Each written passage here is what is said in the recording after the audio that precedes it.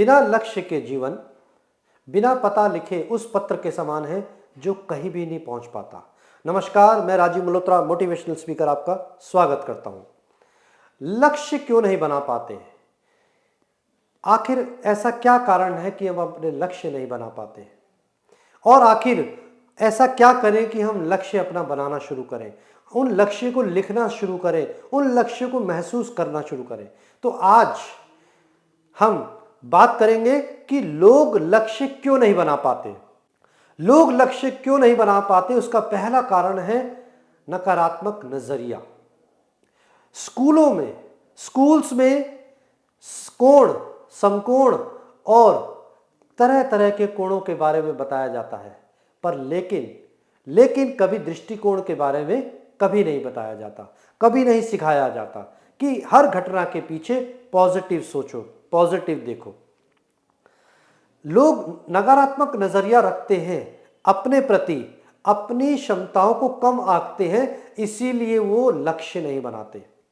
दो दोस्त होते हैं और एक दोस्त मोटर बोट को ठीक कर रहा होता है और उसके इंजन की रस्सी को खींच रहा होता है, और दूसरा दोस्त पीछे बैठा होता है और वो उसकी कमेंट्री चालू होती है, अरे बेकार में तू कर रहा है, ये चालू होने वाली नहीं है, ये खराब रहेगी, ये बिल्कुल चालू नहीं होगी, ये कभी शुरू नहीं होगी। और जो पहला दोस्त है वो इंजन की रस्सी को बार बार खींचता है और बोलता रहता है, ये अभी चालू हो जाएगी, ये अभी चालू हो जाएगी, ये अभी चालू हो जाएगी। और थोड़ी देर बाद वो मोटर बोट चालू हो जाती है और पीछे जो दोस्त बैठा होता है, अब उसका नजरिया वही रहता है नकारात्मक, उसके शब्द बदल जाते हैं। वो क्या कहता है, अब ये चालू तो हो गई है, अब ये रुकने वाली नहीं है। मतलब कुछ लोग ऐसे होते हैं जो हर घटना में, हर बात में नकारात्मक नजरिया रखते हैं, नकारात्मक दृष्टिकोण रखते हैं। इसीलिए हम अपने लक्ष्य नहीं बना पाते, हम अपनी क्षमताओं के ऊपर ही संदेह करते हैं, हम अपने ही काबिलियत पर भरोसा नहीं कर पाते।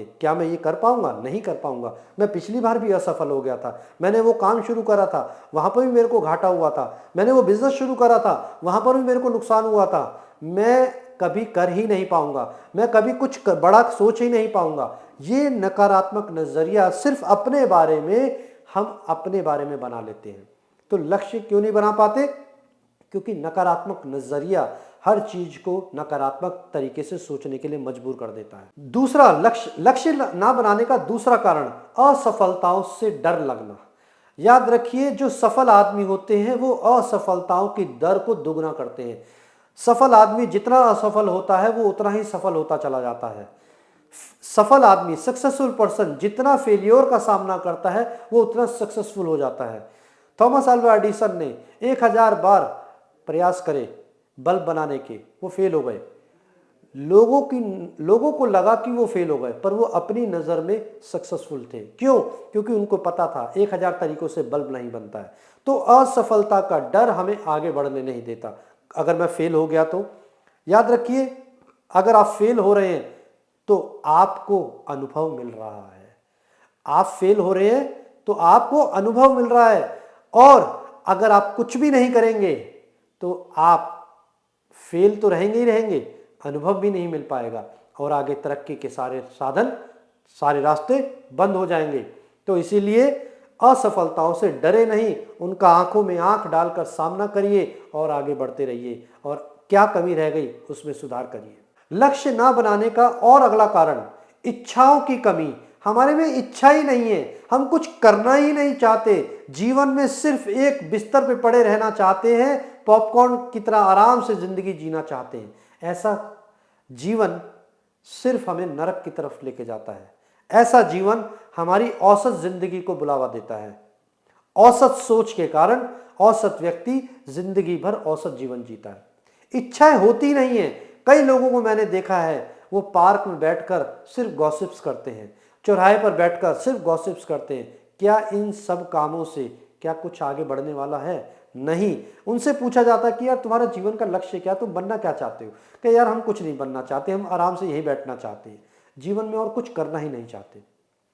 जो इच्छाओं की कमी है वही हमारा सबसे बड़ा क्या है, नेगेटिव पॉइंट है। हमारे में इच्छाएं नहीं है। एक आदमी मछलियां पकड़ रहा था, उसके पास एक छोटी सी टोकरी थी। छोटी मछली आता तो वो टोकरी में डाल देता, और बड़ी मछली आता तो वो वापस पानी में फेंक देता। अब मेरे से रहा नहीं गया तो मैंने पूछा, भाई आपने छोटी मछली तो बर्तन में डाल दी, पर जैसे ही बड़ी मछली आई आपने वो पानी में फेंक दी, आखिर ऐसा क्यों किया गया? तो वो व्यक्ति बोलता है, मेरे पास साहब बर्तन ही छोटा है, तो इसीलिए जब मेरे पास बर्तन ही छोटा है तो इसलिए मैं छोटी मछली रखता हूं। मतलब मेरी इच्छाएं ही बिल्कुल नहीं है, मेरी इच्छाएं ही बिल्कुल नहीं है, इसलिए मैं कुछ लक्ष्य बना ही नहीं पाता। तो हमारी जिंदगी में बड़ी मछलियां आ तो रही हैं, पर हमारा बर्तन ही छोटा है, मेरी झोली ही छोटी है, ऊपर देने वाले के कमी नहीं है। तो इसीलिए हमारी इच्छाओं में वृद्धि करिए। मेरे को जीवन में चाहिए क्या, इच्छाओं में वृद्धि करिए, मुझे जीवन में चाहिए क्या, और लक्ष्य बनाइए। लक्ष्य ना बनाने का अगला कारण है टाला मटोली की आदत, बहाना साइटिस की आदत। हम तो गरीब हैं, हमारे पास पैसा नहीं है, मैं बहुत अनपढ़ हूं, मेरी उम्र बीत गई है। तो ये सारे जो है बहाने हैं जिनकी वजह से हम लक्ष्य नहीं बना पाते। और ये जो बहाने हैं, एक शब्द मैंने कई लोगों के मुंह से सुना है, कल से करेंगे। टुमारो नेवर कम्स, कल कभी नहीं आता। ये कल ऐसा शब्द है जो तुम्हें कभी आगे नहीं बढ़ने देगा। जिसने कल पर अपने कल को टाला है उसने पछतावे के अलावा कुछ नहीं पाला है।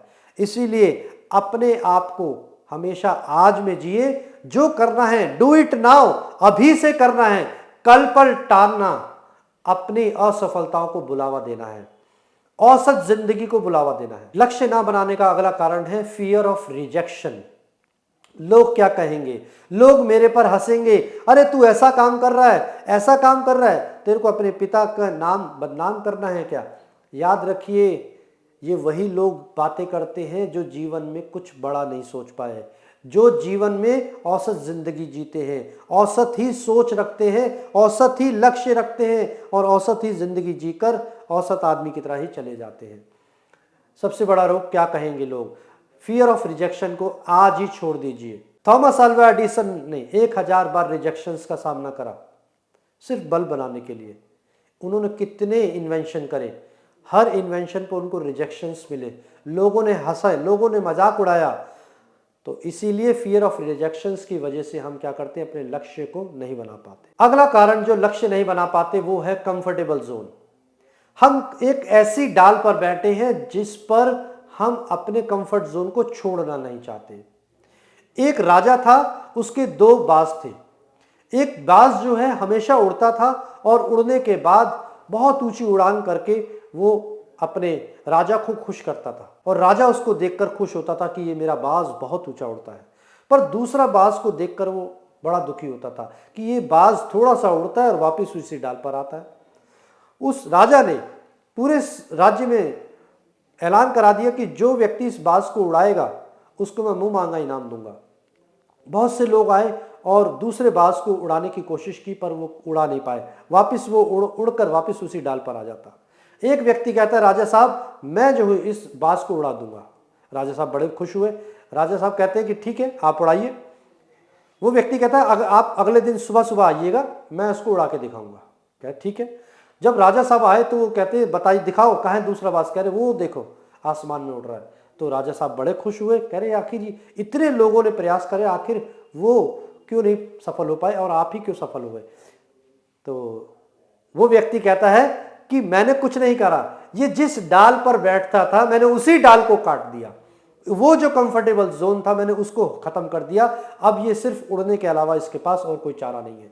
तो इसीलिए अपने डाल को, कंफर्टेबल जोन की जो डाल है उसको आज ही काट दीजिए और अपने आप को कष्टों में झोंक दीजिए। जितना कष्ट उठाएंगे उतना आप सफल हो जाएंगे। एक लाइन बड़ी याद आती है, जितना घर से बाहर रहोगे लक्ष्मी घर के अंदर रहेगी, और जितना घर के अंदर रहोगे लक्ष्मी घर से बाहर रहेगी। तो इसीलिए अपने आप को कंफर्टेबल जोन से बाहर रखिए और जीवन को सफल बनाइए।